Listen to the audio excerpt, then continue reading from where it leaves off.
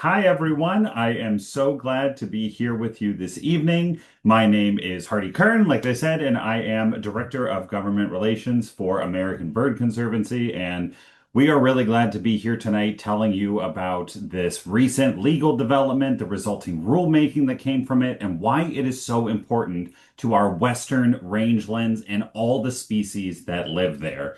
Now, you're going to hear the phrase quite a bit this evening of Mormon cricket and grasshopper management or spraying plan, which sounds very technical and sounds like, oh, well, that must be a really good thing. We're dealing with these big insects that maybe aren't everybody's favorite. But what you're going to learn tonight is that this is a program that has wildly spun out of control, that is fundamentally chipping away at some of the most important ecosystems in all of North America. And thanks to our wonderful friends at Xerces Society and Advocates for the West, there is now something we can do about it. And we are going to hear all about the background of this program and everything else. And I'll kick it back to you, Sharon, unless there's anything I've missed.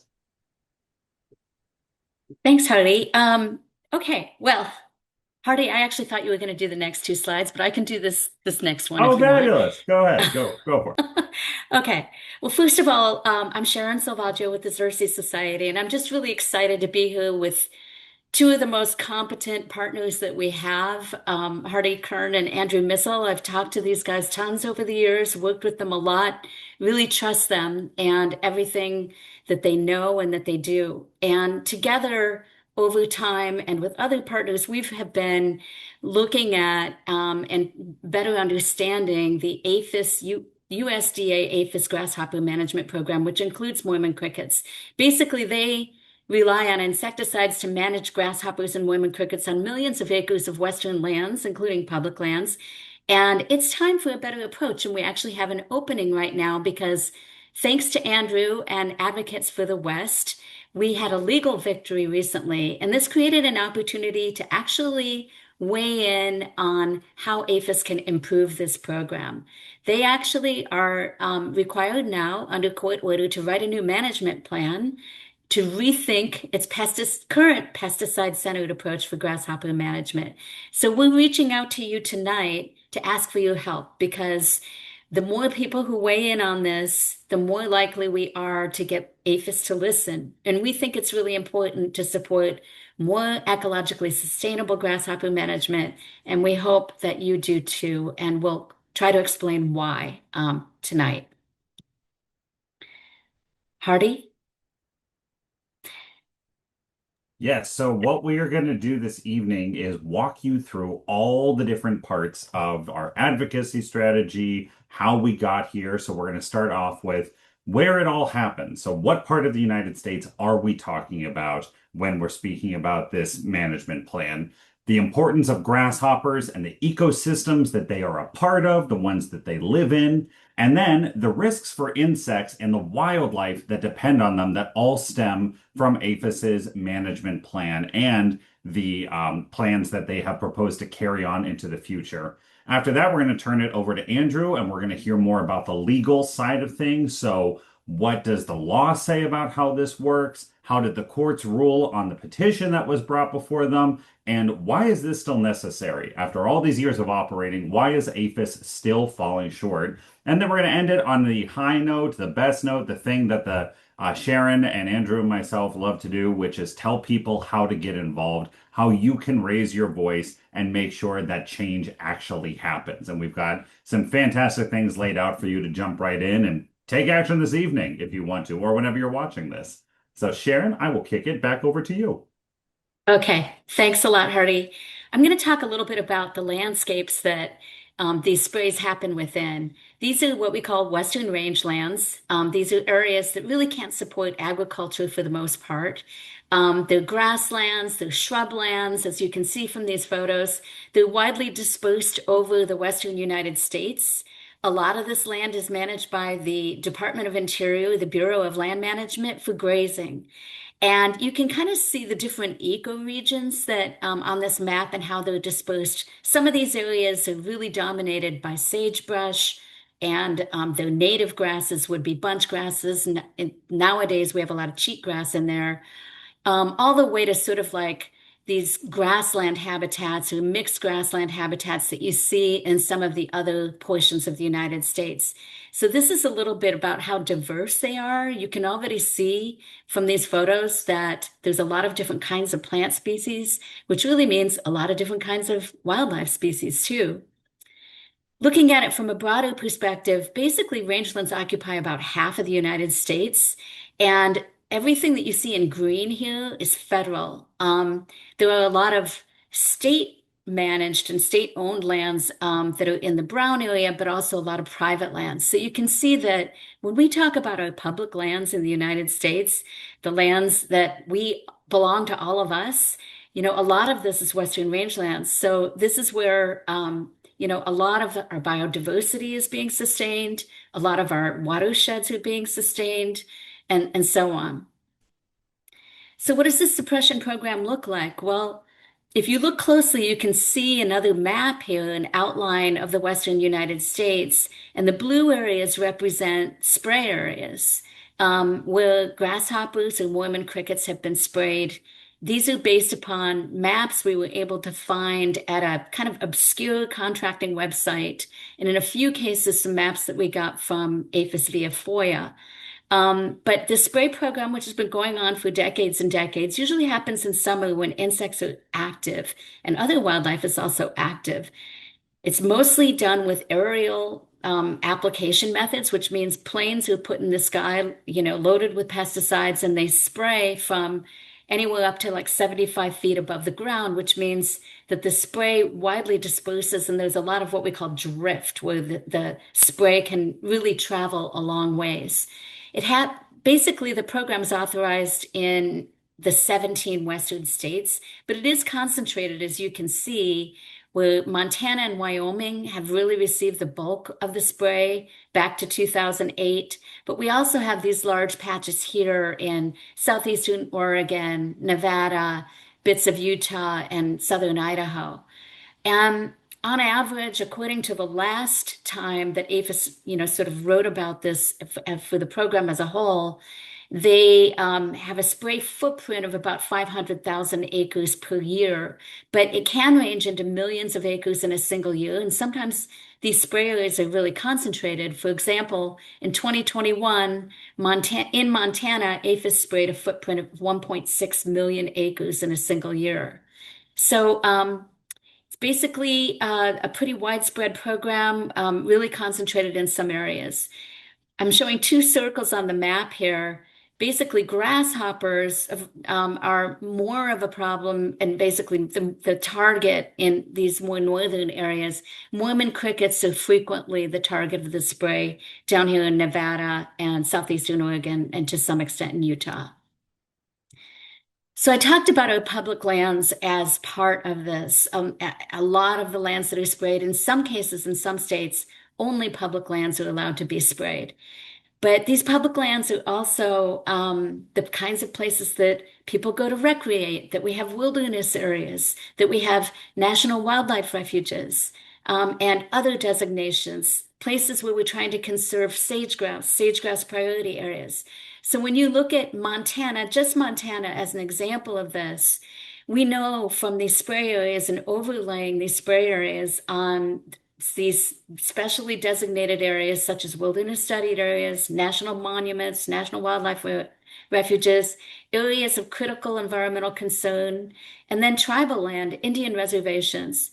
We see that over and over again, these sensitive public lands are also being sprayed. And this is a real concern because in some cases, these lands have purposes that they're supposed to be managed. For instance, national wildlife refuges for wildlife first, or for wilderness study areas to maintain their wilderness character, for areas of critical environmental concern, for maintaining the particular critical features that are part of that. They're all a little bit different.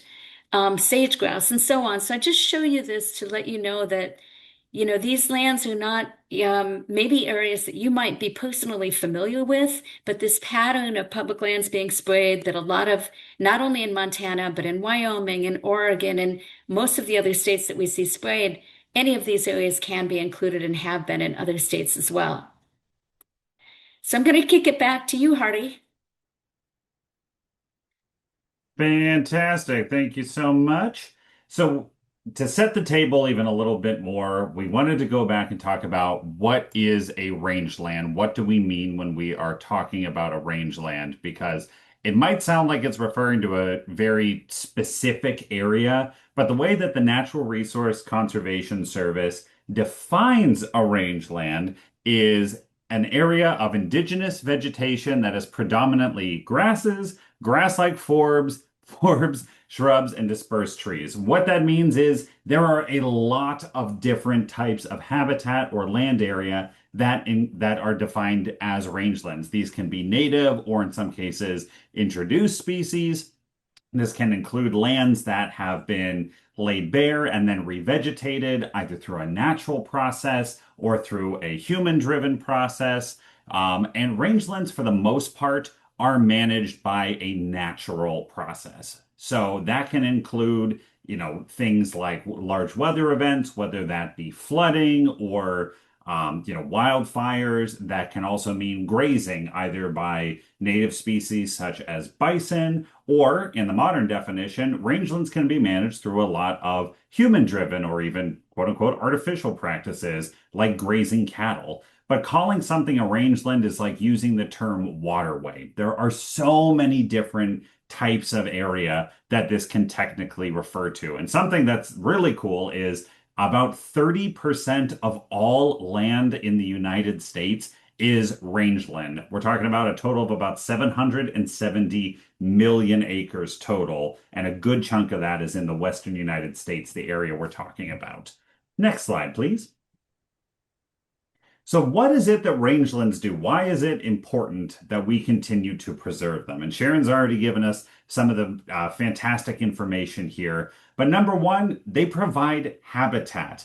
There are so many different types of habitat that fall into this definition of rangeland. So that can be open grasslands and prairies, that can be savannas or shrublands, even marshes and forests where the trees are spaced really far apart. The picture on the top here is actually an oak savanna. So that is a fantastic example of a rangeland, and you can imagine there are a lot of different species that can be supported in all of these different habitats. Some that prefer marshy areas, some that prefer more wooded areas, some that need a more arid climate, some that need a very wet climate, or for a lot of species that live out west on these rangelands, they move around a lot because their seasonal differences vary so much.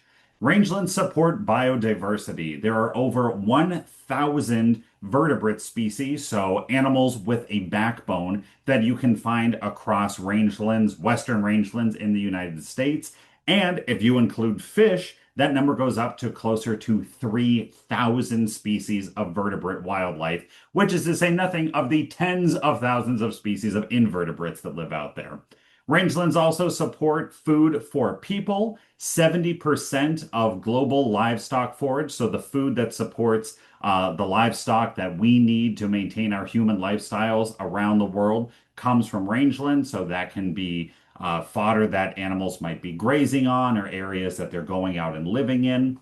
And then rangelands also do a huge service, not only to wildlife, but to people by cleaning our water. They are fantastic at filtering out pollutants. They can recharge aquifers because they'll slow down the rate at which water is flowing and allow more of it to trickle down into groundwater. Aquifers are primarily where Western human communities are getting the water that they need that comes out of their faucets. So rangelands are providing a ton of different services. Next slide, please. But the thing with rangelands is they only work well when they operate in balance. They only work well when the ecosystem that supports these fantastic habitats is perfectly intact, when we're not going in and altering it too much. Next slide, please.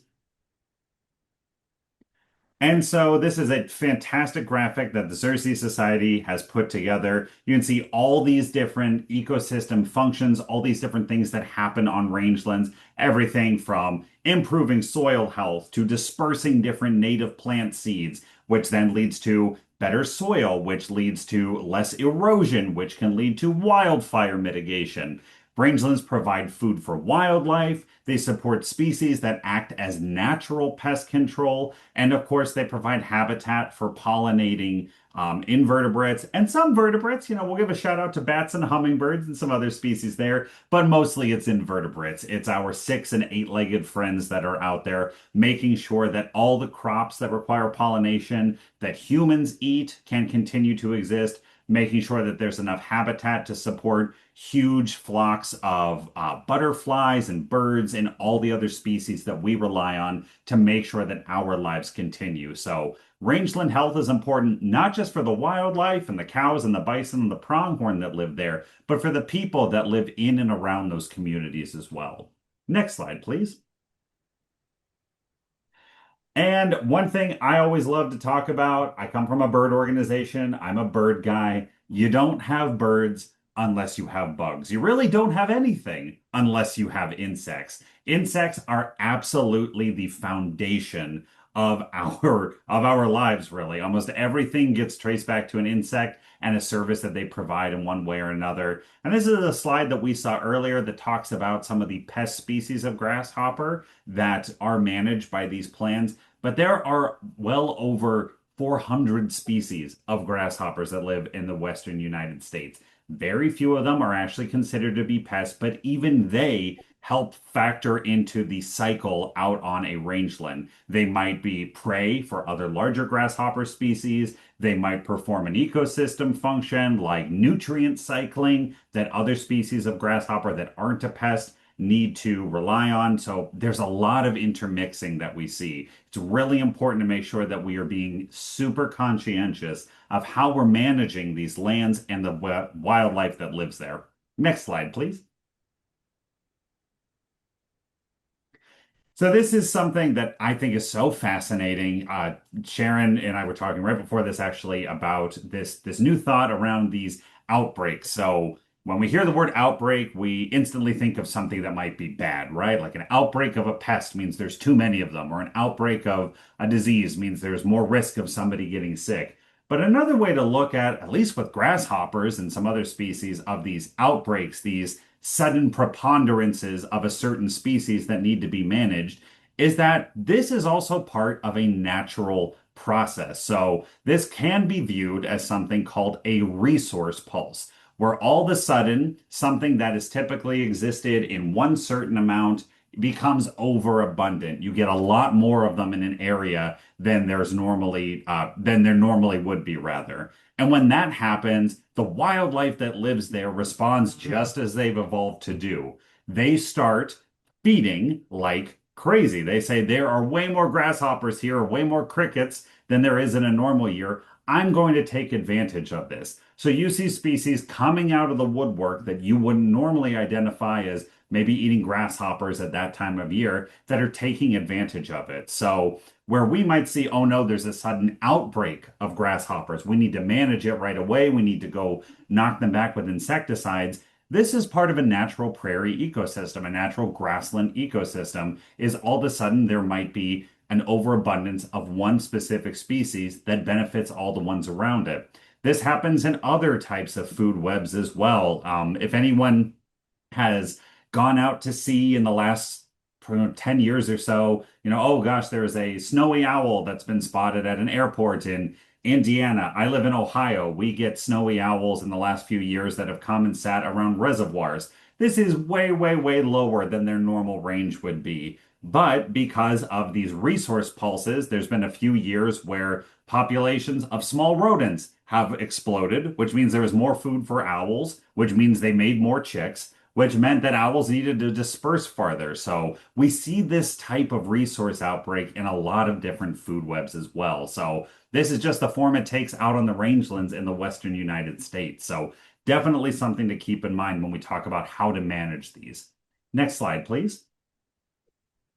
One of my favorite things is talking about how important grasshoppers and really a lot of insects, but especially in the West, grasshoppers are for raptors. So raptor means bird of prey. So this is things like hawks and eagles and falcons and even vultures. And believe it or not, but some of the birds that we don't necessarily think of as insect eaters really do rely on grasshoppers, especially these gorgeous American kestrels on the right and these Swainson's hawk that are over on the left. There's actually thoughts that Swainson's hawks will partially time their migration around when there are enough grasshoppers for them to come and bulk up before they start making their way south. Next slide, please. And then there are birds that are passerines or perching birds, songbirds. So the ones that you might think of as visiting your backyard bird feeder and eating the seeds out of there. They do like seeds. Seeds are important, but that's certainly not the only thing that they will eat. About 96% of land birds that live in North America eat insects at some point in their life, especially when they are rearing their chicks. So these four gorgeous species are just some examples of that, and they will all feed on grasshoppers that will suddenly start to reproduce out in the western rangelands. Next slide, please. And then one of my absolute favorites, the sage grouse. There's a lot going on with sage grouse. They unfortunately live in areas that also have a lot of natural resources on them, so they're difficult species enough to conserve. But one of the best ways to make sure that sage grouse can continue to prosper in the US is to make sure that there is enough grasshopper species for them to eat. It is a huge part of their diet, especially when they are raising their chicks. So we love seeing healthy, managed, and balanced grasshopper and cricket populations out on western rangelands, because that means that we know that the sage grouse are going to do well as well. And I think with that, I'm kicking it back to you, Sharon. Okay. Thanks so much, Hardy. So let's talk a little bit about what insecticides are actually used when APHIS is trying to manage grasshoppers and Mormon crickets. Currently, they have four chemicals, but I'm going to talk about three of them because it really looks like malathion is on the way out. On the left, we have diflubenzuron. They call it an insect growth regulator, and that's because it works on the juvenile life stages. It basically, if you think of an insect and their exoskeleton, like our bones are inside, insects don't have bones, but they have this hard shell on the outside. So to grow, they have to shed that hard shell and create a new one. Basically, diflubenzuron works by preventing them from creating that new hard shell. And so with grasshoppers, they put it on and during the juvenile stage, which is called the nymphal stage. The problem is it's not only toxic to grasshoppers, it pretty much works on any kind of arthropod, which includes things like spiders, as well as all the other insects that if is exposed at this stage. It also can prevent eggs from actually developing. So it's really a concern, and it sticks around for a while. It sticks to terrestrial vegetation for weeks. I mean, that makes it good for killing grasshoppers, but it also means that a lot of other insects are exposed. Then we have carbaryl. Carbaryl is kind of an old chemistry. It is a neurotoxic kind of thing. Basically, it interferes with the nervous system signals. It's a very highly toxic chemical. Most things are tested on honeybees, and we know that at very low doses, it can kill honeybees and other bees. It's applied generally nowadays mostly as a bait, but they can also apply it as a spray. And it's actually considered a likely human carcinogen by the EPA. So that's another real issue with it. I definitely would not want to be anywhere near this stuff if I knew it was out there. Chlorantraniliprole is a new chemical. I don't think that APHIS has started to use it a whole lot yet, but it is basically in their toolbox. This chemical is really interesting. It's also highly toxic. It works by paralyzing insects, and it lasts for a very, very long time, even up to 3 years in some cases for the residues to break down and be half of what they were when they were sprayed. It is known to be really exceptionally effective at killing butterfly and moth caterpillars. Butterflies and moth caterpillars are susceptible to all of these, but it's just especially highly toxic. Chlorantraniliprole is. So that gives you a little bit of information about some of the toxic effects of these different chemicals. They all can work on a wide variety of insects. So when we look at a program that's happening across those big blotchy areas in the West, like I showed you before, there's a lot of potential for risk to the beneficial insects that are not actually the target of the spray. Obviously, APHIS is trying to kill certain pest grasshoppers and certain Mormon crickets, but there's a lot of other insects in the way. And, we've got widespread use, so that's one red flag.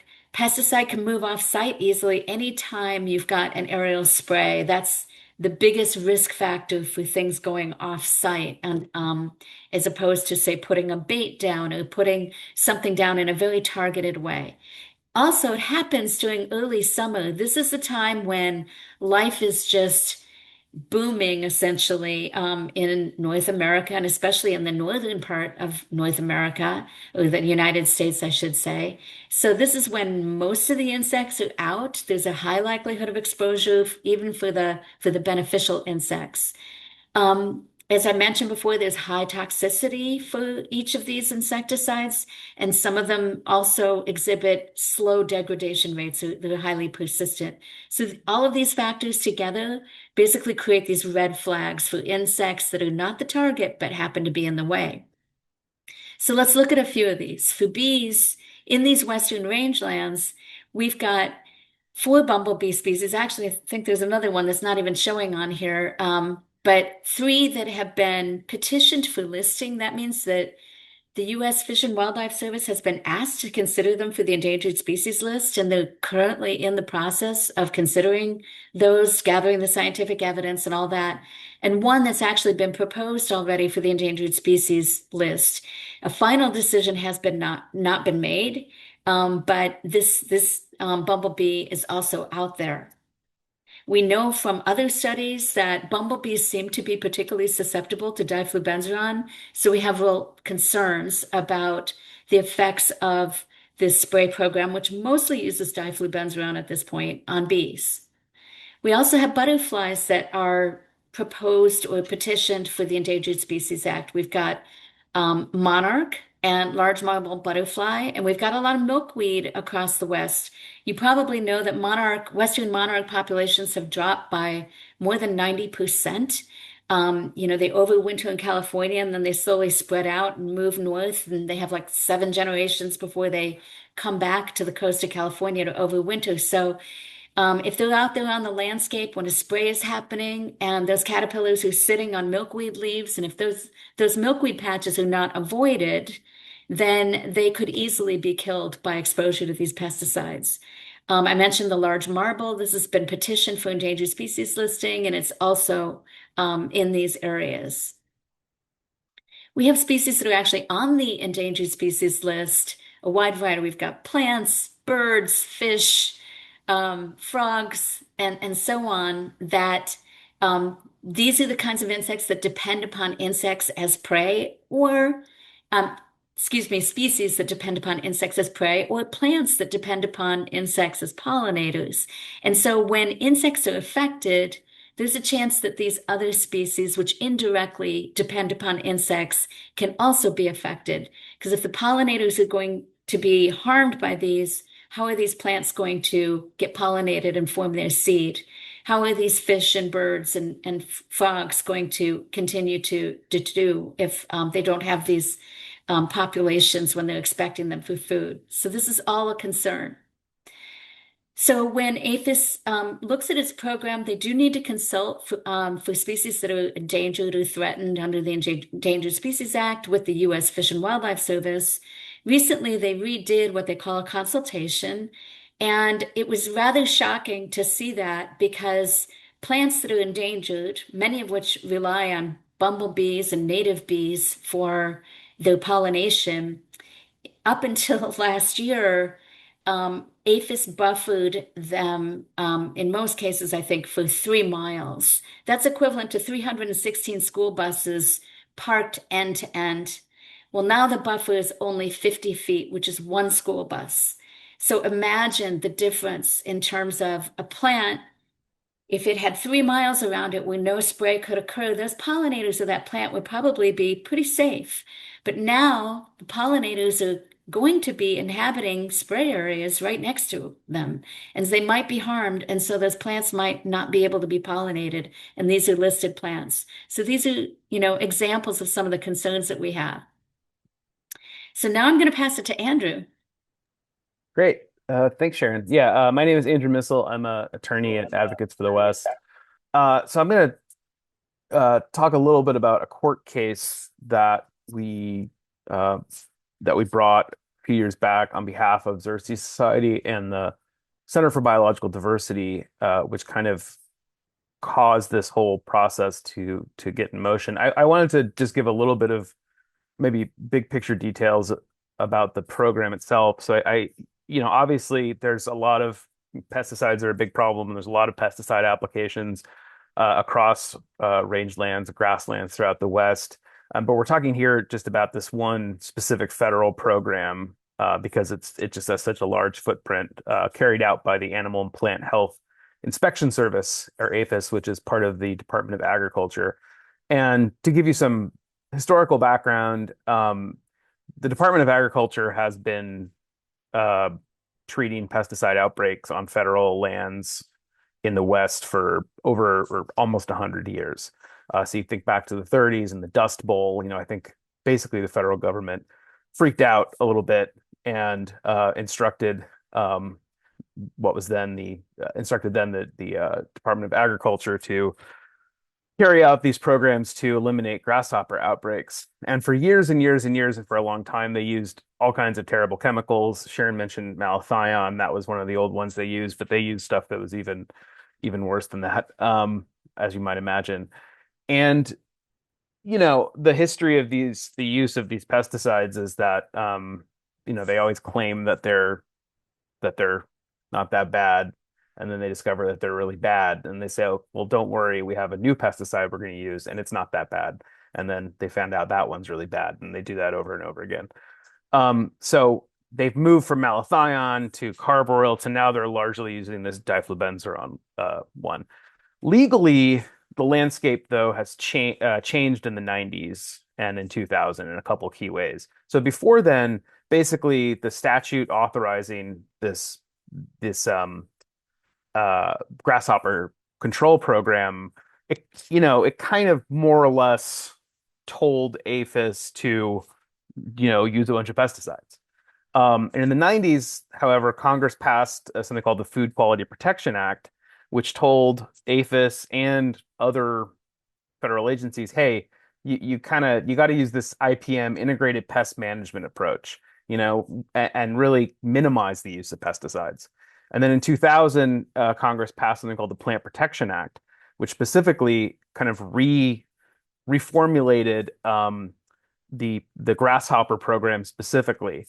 And the statute that part of the Plant Protection Act that is really the statute that APHIS is implementing when it carries out this program, it doesn't use the word pesticide at all, which is not something you would know just from the way APHIS actually carries out the program.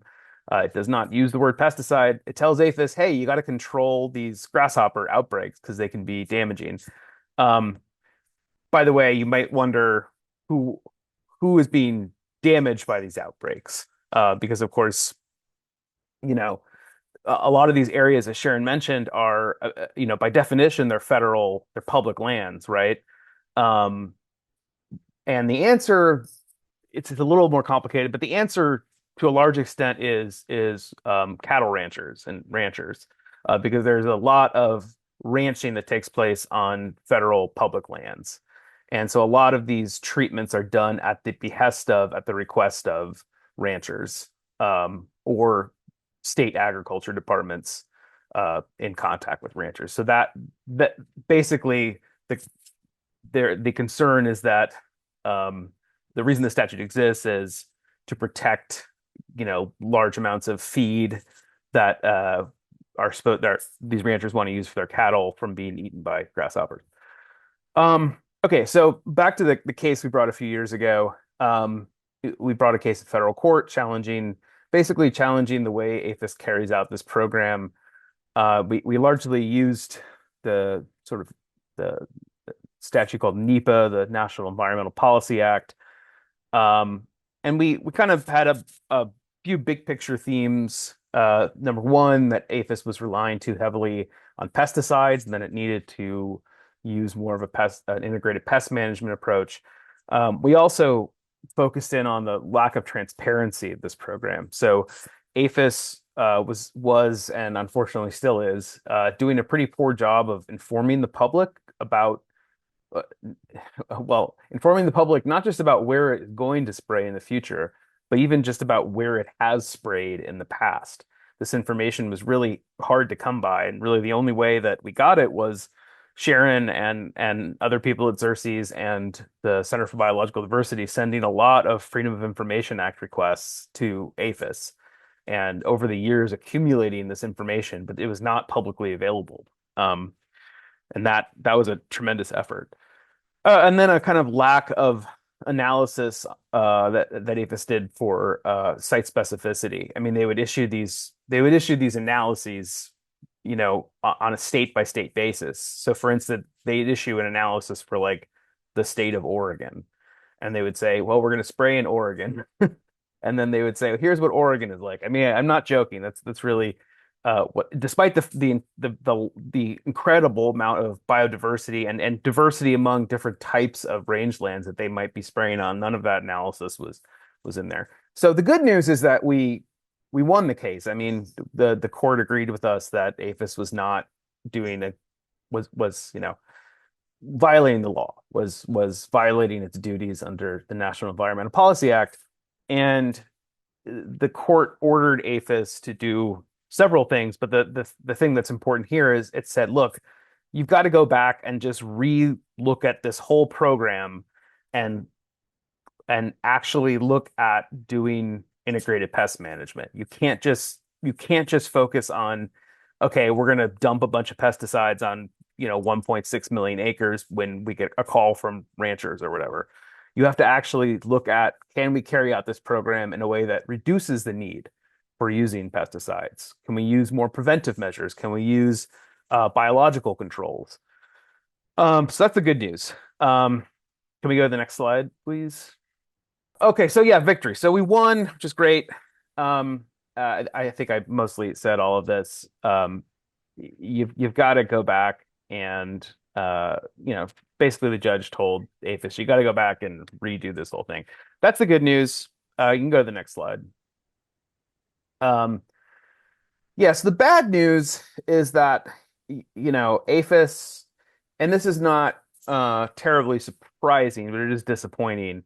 APHIS doesn't seem that interested in actually rethinking how it carries out this program. The notice of intent that it's issued, which is kind of the thing that is prompting this webinar and is prompting action right now. The notice of intent that that APHIS has published, basically saying, okay, here's what we're going to do. Here's kind of what we're thinking about as we're going to go through this process of updating our management plan for how we carry out this program. It kind of sounds like APHIS is still kind of thinking in the same pesticide first, reactive, not actually considering all of the options that it has, not working with land managers as much as it should to implement preventive measures, and not considering, just absolutely not spraying in places like national wildlife refuges. And again, it's disappointing, but it's not terribly surprising. And and luckily we have great people like Xerces and Hardy and the American Bird Conservancy and Center for Biological Diversity and a lot of other groups, and hopefully all of you who are going to tell APHIS, hey, you got to do your job. All right, I think I will turn it back over to Sharon for now, or maybe Hardy. Hey, thank you so much, Andrew, for explaining that. So, as Andrew said, we have this opportunity, and so APHIS has put out essentially a notice of intent. It's described its alternatives and it's opened up a comment period. And we feel that it's really important to get people involved to comment on this. So we've put together a petition. This petition is pretty simple and easy to read. You can find it at this link. You can take a picture of this with your phone or come back to this when you get the link to the recording. Or you can use this URL right here and you'll find the petition. So we already have a couple thousand people who have signed on to this, which is great, and we'd love to get thousands more. So please go look at it.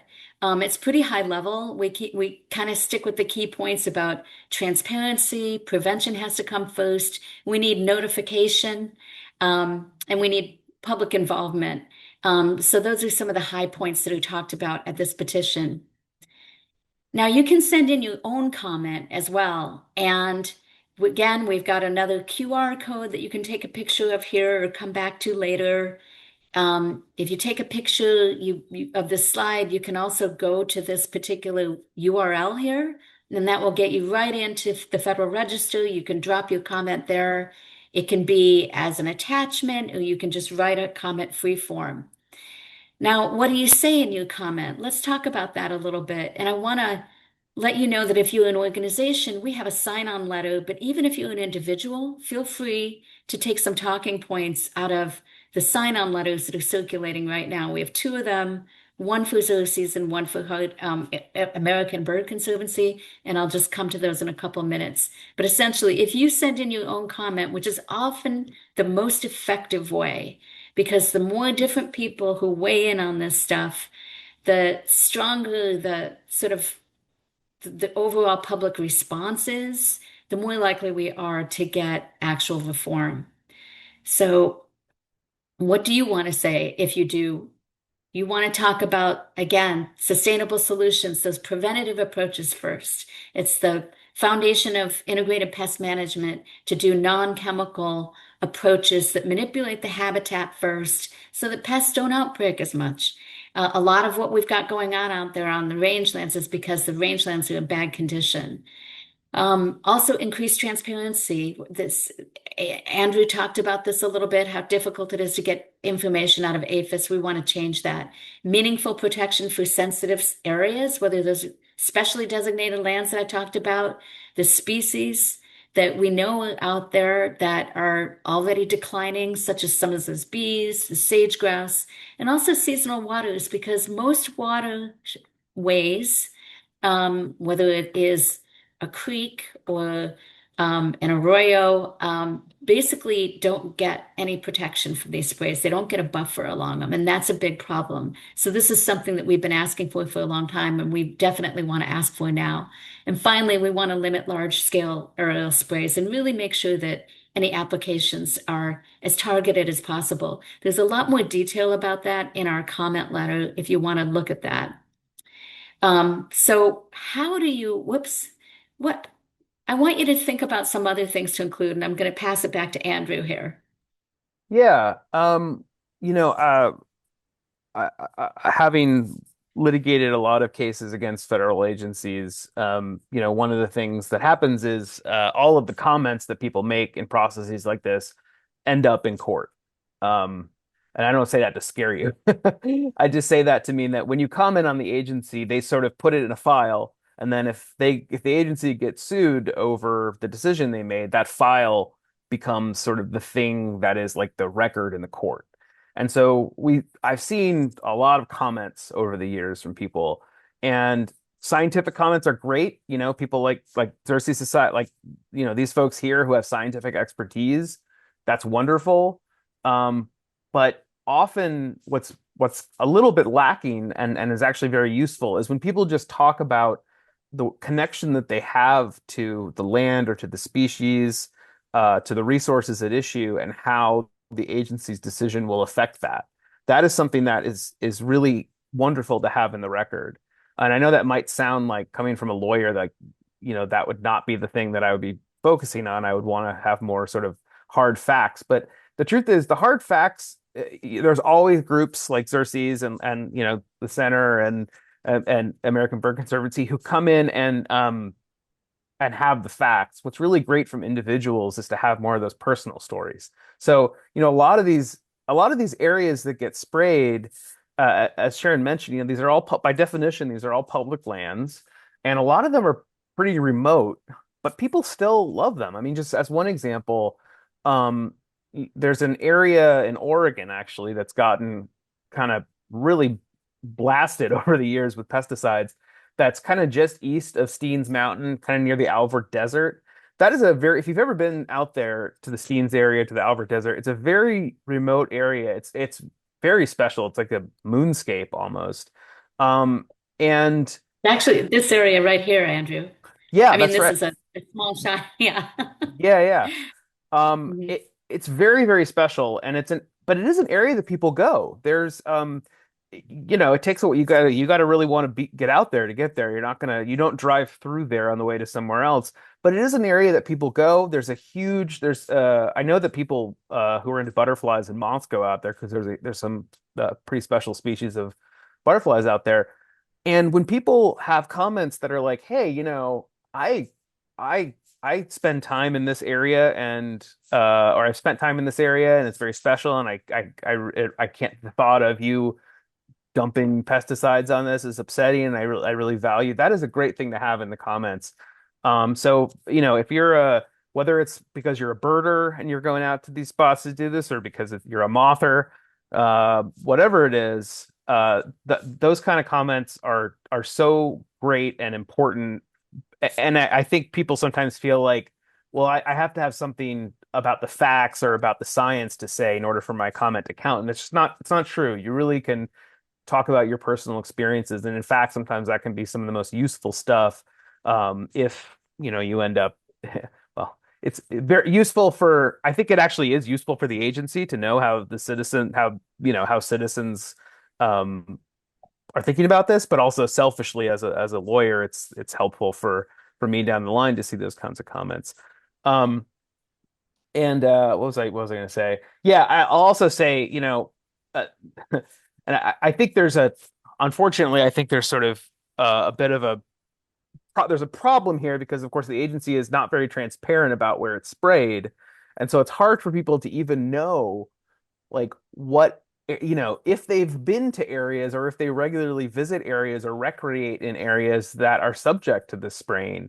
And unfortunately I think to some extent that might be intentional. It's kind of the agency doesn't want to have a bunch of comments from people who care about this. They want to be able to get away with stuff. So anyway, it's really great to have scientific comments. It's really great to have that stuff, but don't worry, that stuff is going to be in there. Sharon, Hardy, they're going to make sure that stuff is in there. Personal stories, connection to these areas is something that's great to put in your comment.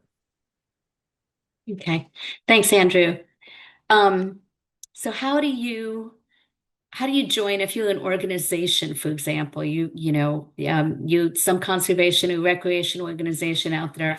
Well, you can join our sign-on letter. Again, here's the QR code. You can take a photo of this. You can take a picture of the slide, and you can go to this link.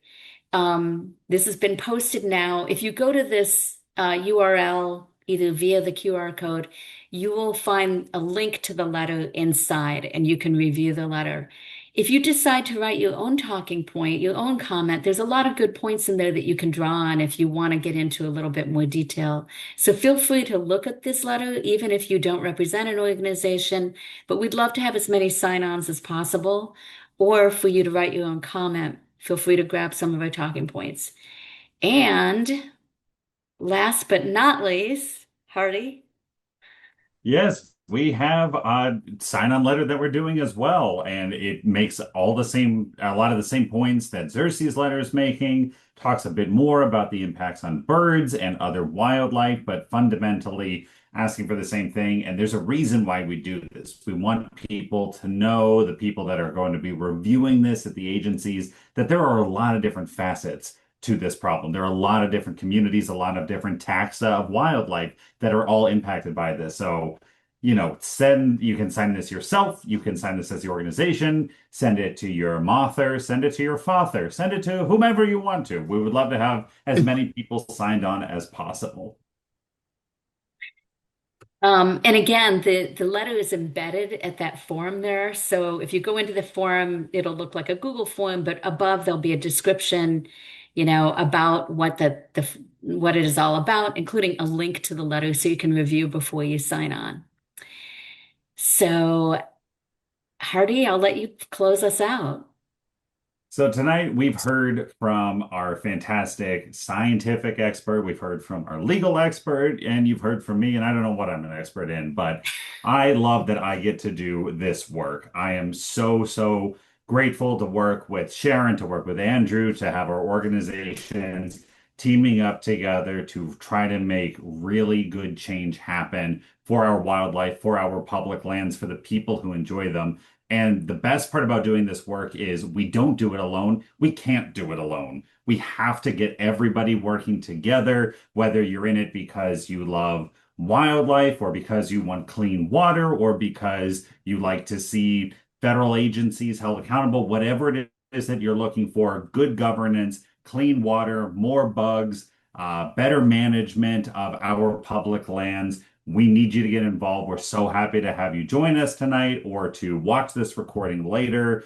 And just like it says here, the work we do depends on absolutely everybody. We have links to our three organizations here if you want to learn more, if you want to help us make this work happen. But you've already done so much just by reviewing this information, just by hearing this message. We've given you some easy, concrete things that you can do tonight. You can do it as soon as you're done watching this recording. And we've already made change once on this. I'm absolutely positive that we're going to do it again. And the more people that we get involved in it, the faster it's going to happen. So thank you all so much. And I think we still have some time for Q&A.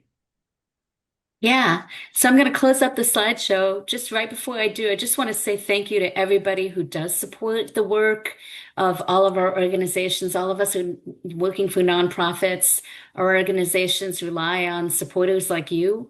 And we very much appreciate you because we would not be able to do this work without you. So thank you. I'm excited about the questions.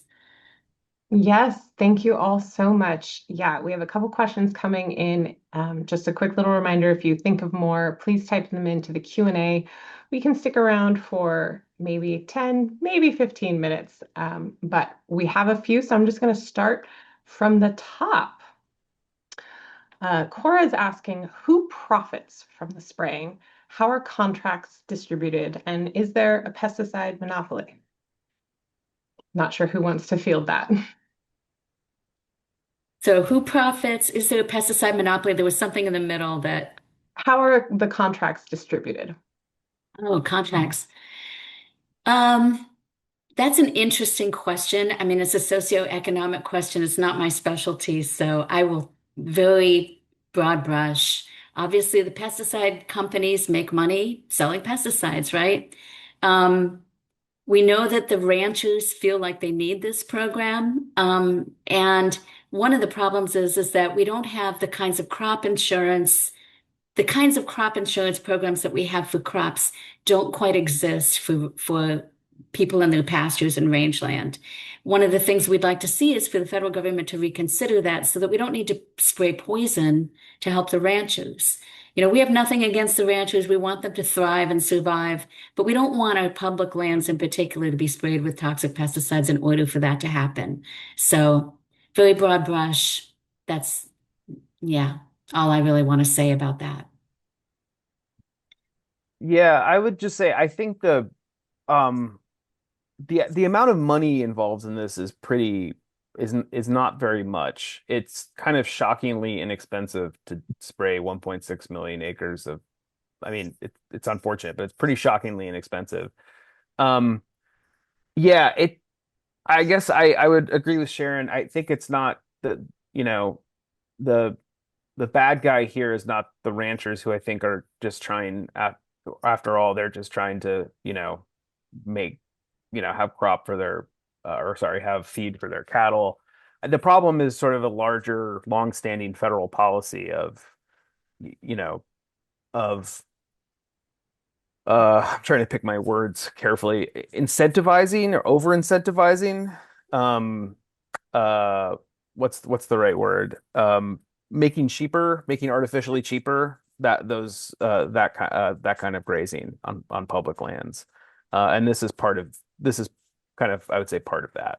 So, and that goes back to, I mean, this is a much larger discussion, going back 150 years about the way that the federal government has um, incentivized, settlement of the West by encouraging resource extraction, whether that's mining or ranching or whatever. So yeah, but there's not like a big conspiracy with like pesticide companies or something, if that's the question. It's more of like unfortunate, longstanding federal government policies about management of public lands. Thank you very much for providing that context. Didn't know if Hardy wants to jump in there. Otherwise, I will move on to the next question. Excuse me. Someone is asking, is there research that would show accumulation of insecticides in animals that feed on plants and animals that have been sprayed? Oh, Sharon, you're on mute. I will jump in a little bit on this. I think that's a really good question. We we know, first of all, about toxic effects to animals through usually lab studies and sometimes field studies. Essentially, the question is, how much of a toxic substance does it take to kill an animal? Or how much does it take to cause them to get sick in some way? And that sickness can show up as not being able to reproduce anymore, like they don't produce as many eggs or as many offspring, or they don't grow the way they normally would. So we have those kinds of studies for lots of different kinds of species, primarily the what they call surrogate species like honeybees. But we've got studies like that on bumblebees and caterpillars and stuff like that. So we know a little bit about the toxicity of each of these chemicals. Only more recently do we have a study that looked at actually how much gets deposited on the plants. So the Agricultural Research Service looked at residues that were deposited on plants after a spray in Montana. And they looked at that residue, what they call residue, or the concentration of the pesticide, 1 day after spray and then 14 days after spray.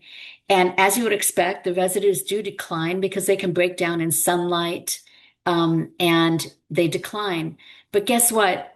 Those toxicity studies showed that even after 14 days, residues were still at about the level that could cause bumblebees to basically be severely affected with their reproductive capacity. In other words, they couldn't produce as many offspring, their eggs and off larvae that they produce.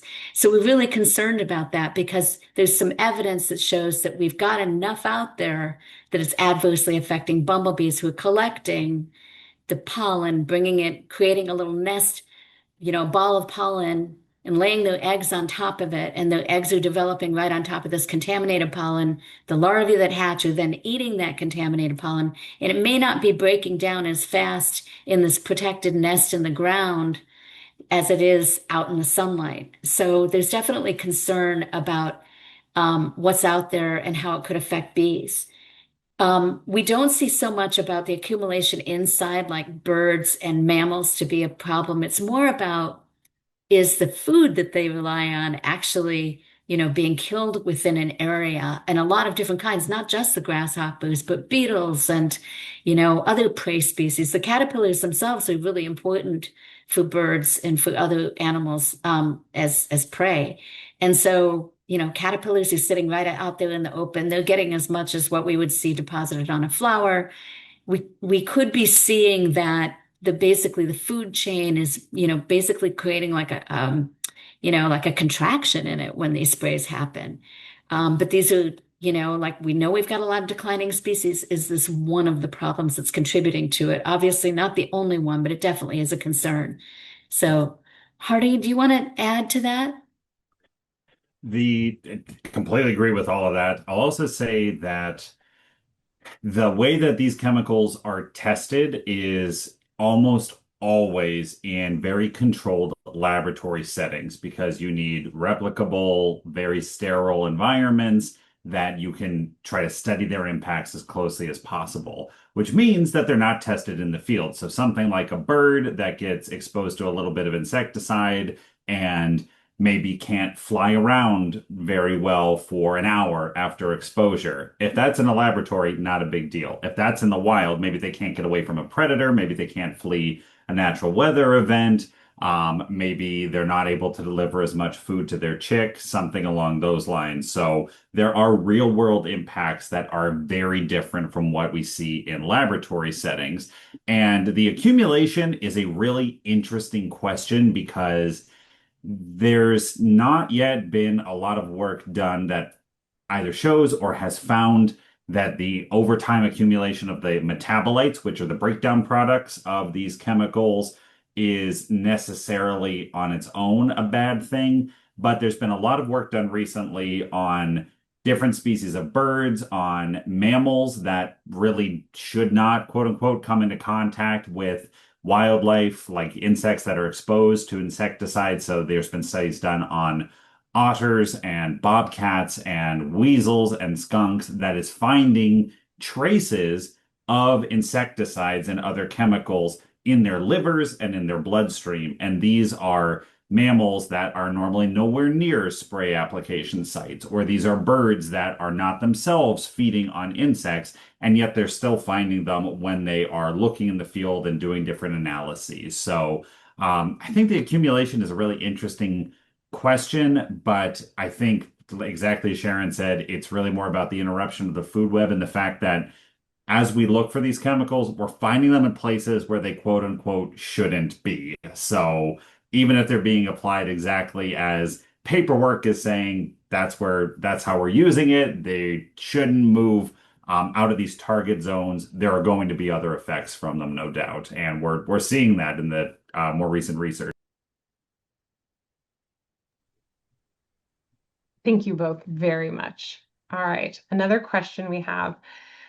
In terms of on-the-ground work, are there particular areas or states that Xerces is focusing their campaigns in support of this work in, i.e., rethinking hopper suppression programs? I will start on this because it's aimed at Xerces, but anybody else continue to jump in. We know that this program can happen anywhere in 17 Western states, but we also know that at least in the last 15 years, it's primarily occurring in Montana, Wyoming, Oregon, Idaho, Nevada, and to some extent in Utah. Occasionally, there's a little bit of area that's been sprayed in Colorado or Arizona and so on. But so those states are where we have a lot of concerns because in many cases, these sprays are being done in almost the exact same area. It might not be, you know, 2001 to 2002, but 2001 to 2003 or 2004, and then suddenly the same area is getting sprayed again, or sometimes just right next door. So we've got areas that are being impacted over time repeatedly, and that is something that we feel really needs to be addressed. So yeah, that's a little bit about where. Others want to answer or jump in? Okay. Thank you, Sharon. All right, bouncing around a little bit here, we have time for just maybe two more questions. It looks like someone's specifically asking, do we know what Jeffrey Allen Lockwood at the University of Wyoming has to say about these issues? And Sharon, it looks like you wanted to answer this one. Yeah, I love Jeff Lockwood's work and his books. He's an amazing, a writer, and he was a very, well-known and well-regarded grasshopper researcher for many years.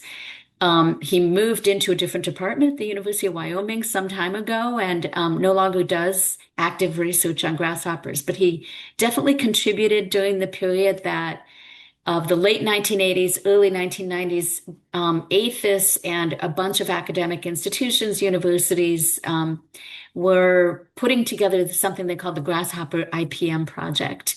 So they were actually taking a look at this whole question about prevention and what actually drives grasshopper outbreaks with resource pulses, who eats them, what happens when we spray pesticides in an area, and what if we don't spray pesticides? Do those outbreaks wink out on their own? So these are some of the kinds of questions. Well, Lockwood was finding, for example, for that last question, that areas that got sprayed repeatedly and heavily that were very similar to other areas that didn't get sprayed repeatedly and heavily, we had more frequent, severe, and larger outbreaks in the areas that repeatedly got sprayed. So that was a really interesting study that really called into question the whole efficacy of these pesticides because you think you might be having a short-term benefit for the ranchers by, pushing down the grasshopper populations. But in the long run, it comes back to bite you because they were just coming back stronger. Um, Now, they were using a different chemical in those days. It wasn't diflubenzuron, so we don't know if the same effect could occur with the use of what they normally use these days, but it certainly is a red flag, and especially in areas that get sprayed repeatedly in Montana and Wyoming. So now Jeff, he did a lot of other work. Um, and if you're interested, I can send you some of his studies, Mark. I'd be happy to do that. I got a bunch of his studies in my files, so I'm happy to do that. Thank you, Sharon. All right, I think we have time for just one more question. Mark is also asking, is there a list of academics, biologists who are focused on grasshoppers and looking for answers?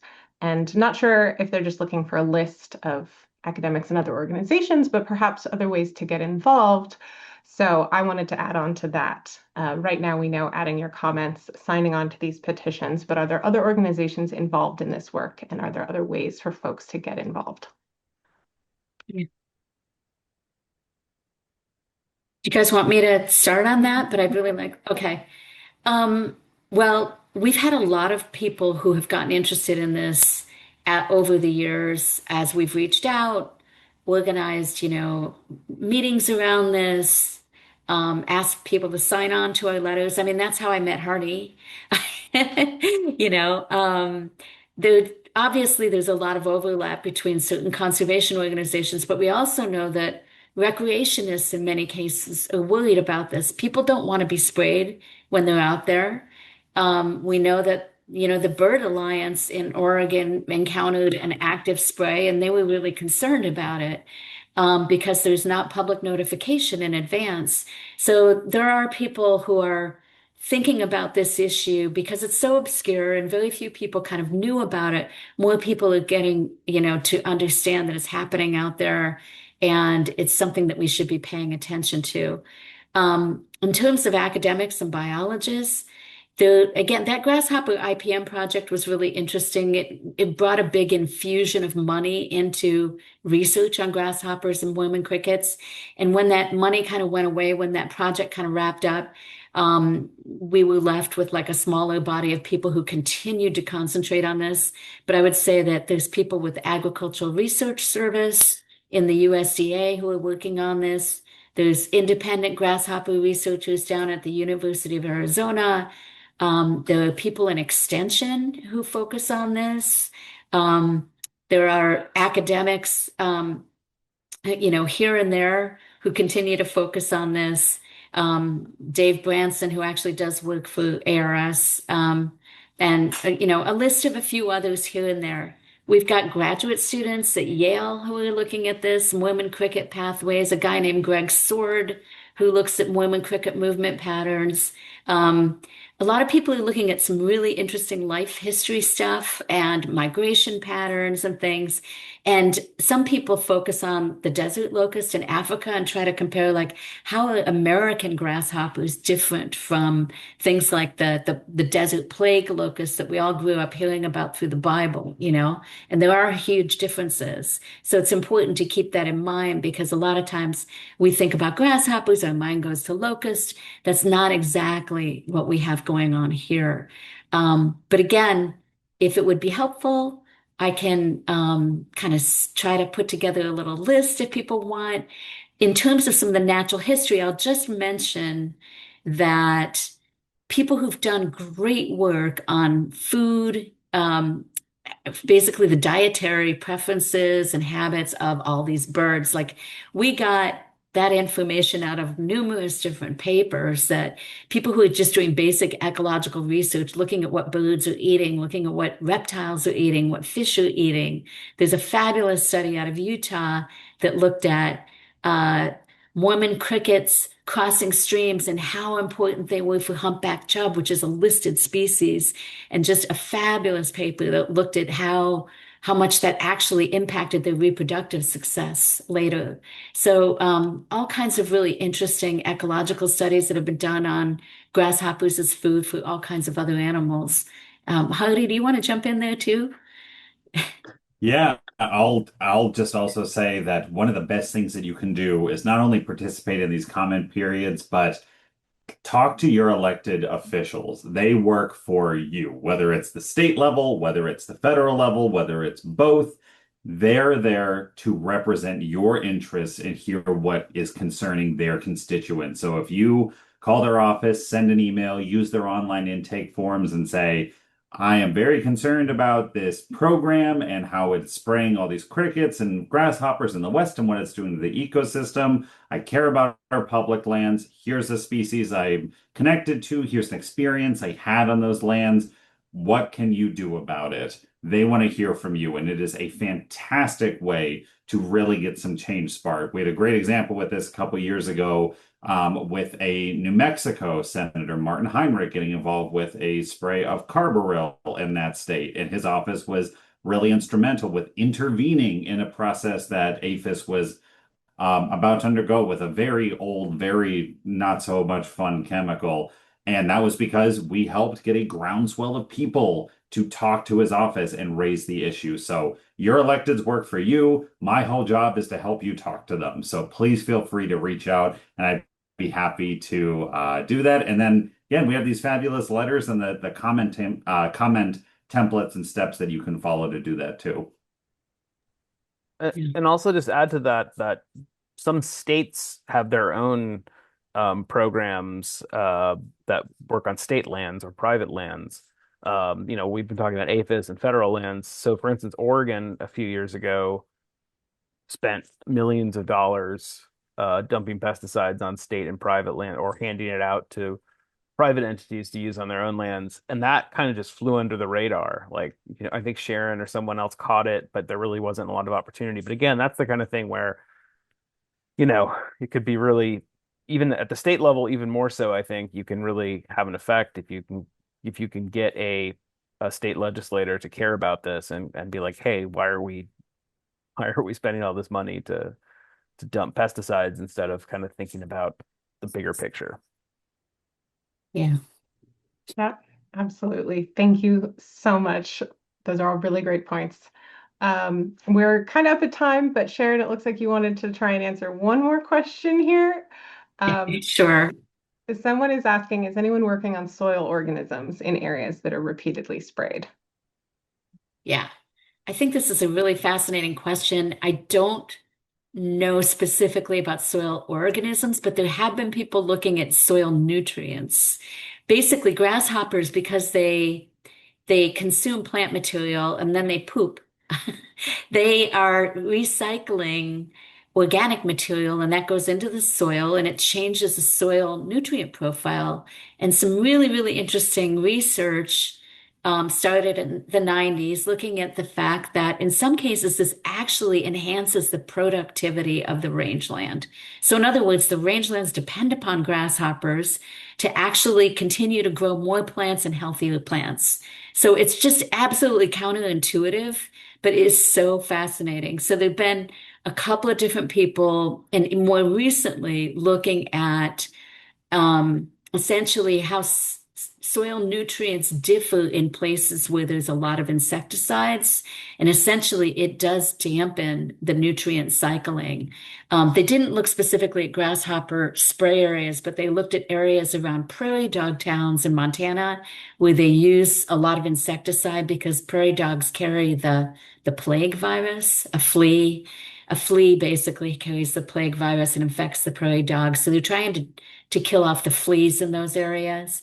And so there's a lot of insecticide around those prairie dog towns, and that actually impacts the nutrients in the soil around because of the change that it causes in the grasshopper population. So everything's interrelated, and it's just really interesting when you start to look at some of these questions that don't pop to mind immediately. So thank you for asking that question because it is really important. The plants likewise depend upon the insects for their nutrients ultimately. So Yes, thank you. And thank you again for the reminder that everything is connected. Unfortunately, we don't have time to get through all of the remaining questions, but you guys are welcome to send them to webinars@xerces.org and we can try and field them to the right person. But we do have to cut it off here now. I just wanted to say thank you, Sharon, Hardy, and Andrew, for all of this important information, all the background information, explaining those obscure details, and providing the important information on how folks can get involved and make their voices heard, and for all the work you've already done so far. Lots of folks in the chat were already echoing some of their surprises about this information. So I think you've opened some eyes and empowered some people. So thank you again. And thank you all for joining us this evening. We know it's a little late. If you'd like to view this webinar again, it will be posted to the Xerces YouTube channel within the week. And just a future thank you to anyone who does submit comments and sign on to these petitions and letters. Thanks, everyone. Thank you, everybody.